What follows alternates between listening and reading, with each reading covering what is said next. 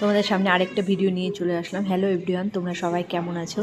এই যে এখানে শুটকি মাছ রান্না করব ভাবছি। তারপরে এই যে কেটে নিয়েছি, লবণ হলুদ দিয়ে সিদ্ধ করে নিব কিছুক্ষণ। সিদ্ধ করার পর তারপরে ওটাকে ধুয়ে ভালো করে ভেজে নিয়েছি। তারপরে যেখানে আলু বেগুন লাল করে ভেজে তুলে নিয়েছি, তারপর পেঁয়াজ রসুন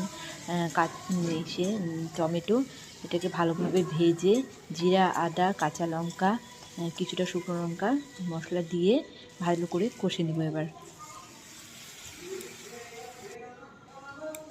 যে লঙ্কার গুঁড়ো দিয়ে দিয়েছিলাম, তারপর ভালো করে কষে যতক্ষণ না তেল ছাড়ে লবণ হলুদ দিয়ে ভালোভাবে কষে নেব এবার মশলাটাকে। তারপরে কষানোর পরে এবার আলু বেগুন দিয়ে আরও একটু কষিয়ে নেব। এখন দেখতে পাবে তোমরা এখানে আলু বেগুন দিয়ে দেবো।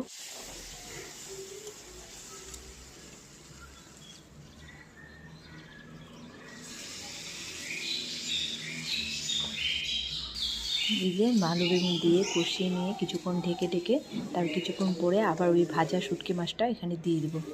দিয়ে আস্তে আস্তে করে এখানে ঢাকা দিয়ে কিছুক্ষণ ভেজে নিয়ে তারপরে কিছুটা আবার জলও দিয়ে দেবো।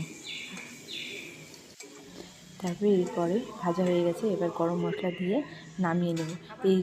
এই মাছের তরকারিটা খুব ভালো লাগে। শুটকি মাছের তরকারিটা তোমরা একবার বানাবে, এরকম করে খুব টেস্টি আর খুব দারুণ লাগে খেতে।